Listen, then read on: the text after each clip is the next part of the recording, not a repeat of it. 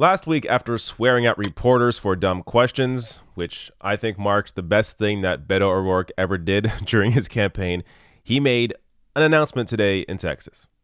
Monday, Amy and I took Ulysses and Molly and Henry to school. This morning, we rushed them out the door. Janine gave them a ride to Mesita and to Wiggs.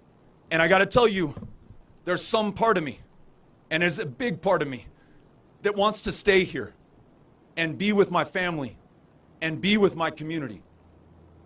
I love El Paso. There have even been some who've suggested that I stay in Texas and run for Senate. But that would not be good enough for this community. That would not be good enough for El Paso. That would not be good enough for this country. We must take the fight directly to the source of this problem, that person who has caused this pain and placed this country in this moment of peril, and that is Donald Trump.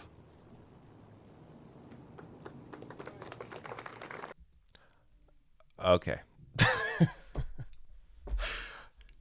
His announcement is that he's still running for president, in case you forgot.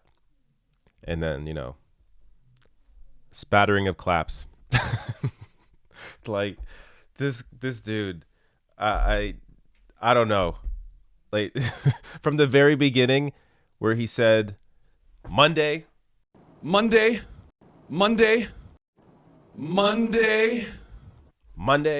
mean, is this how he names the day? Like, when he goes to his wife, honey, what day of the week is it? Oh, it's Wednesday. Oh, I thought it was Thursday. Like, it just, this guy, he's an actor. He's just a bunch of animations. I mean, he's not, like, this is not a serious candidacy. So before I even get to the breakdown in how unpopular Beto O'Rourke is outside of Texas, this is a 5-minute clip. I think this was a longer speech, but this is a 5-minute clip. It's the whole end of his speech. And I looked for policy, for any substance out of this. And let me show you what I found. So you're gonna see a lot of fast forwarding in this clip. I want to be the leader for this country that we need right now and that we do not have.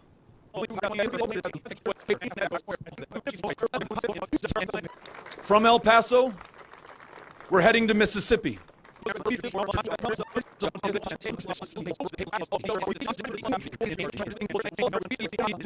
So grateful to be with you. Gracias. Thank you all very, very much. Thank you. Yeah. There was no substance. That entire speech. No substance. No policy. Nothing about what he actually is fighting for. Just sophistry, performance art. Beto O'Rourke doesn't offer anything. There is no reason why he shouldn't just drop out right now and run for Senate. And look, even with that said, I don't think he's the best choice for Senate. There's someone else in the race for Senate, Sima Hernandez. Much better choice for the Democratic nominee. But if you want to argue, Beto has name recognition, he would have a good shot at winning the race for Senate, then yeah, he would be a good choice as well. But, like, this is not somebody that should be the president. But his massive ego will not allow him to realize it. He continues having to abandon his family, as he always talks about, leaving his family behind, and going around the country, standing up on tables, running for president. It's just, he offers nothing to the conversation. Now, to show you how little support Beto actually has, let's be incredibly charitable here. Let's look at the big picture, national polling average. So Real Clear Politics, their national polling average for the Democratic nomination, has Beto O'Rourke polling at 3%. 3%. Now, keep in mind, this is national polling.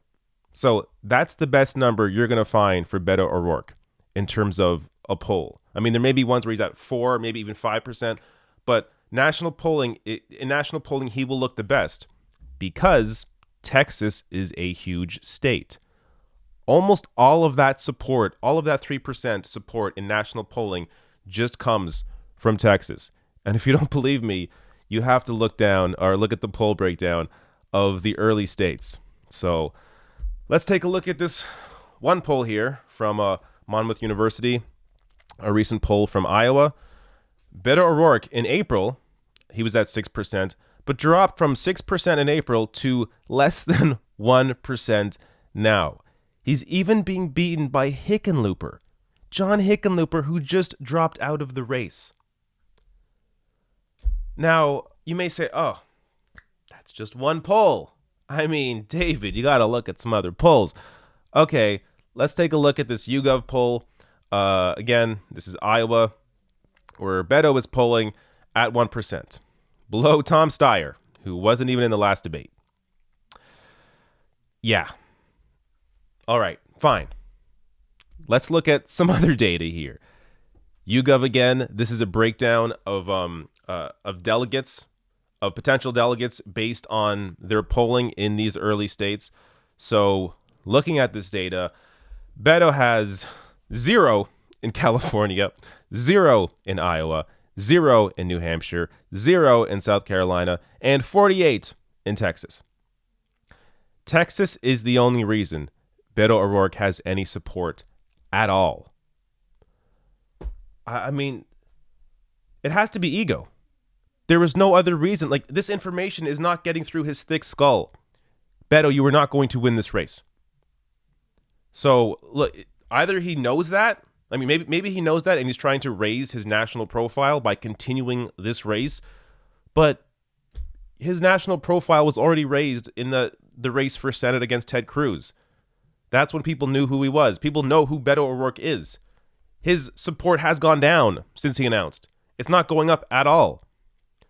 And look, to put a pin on this point, look at the map of individual donors across the entire country. So, as you can see, Bernie dominates the entire country in individual donors, almost doubling that of the second place Elizabeth Warren. Beto O'Rourke, the only place he has support is in Texas. Again, why the hell isn't he running in Texas? Run for Senate, run for, I don't know, another seat. Like, do something else, but do it in Texas. The fact that this guy is still running for president and thinks he has any shot at all at winning this race, again, it's all ego. There is absolutely no reason why Beto O'Rourke should still be in the Democratic race.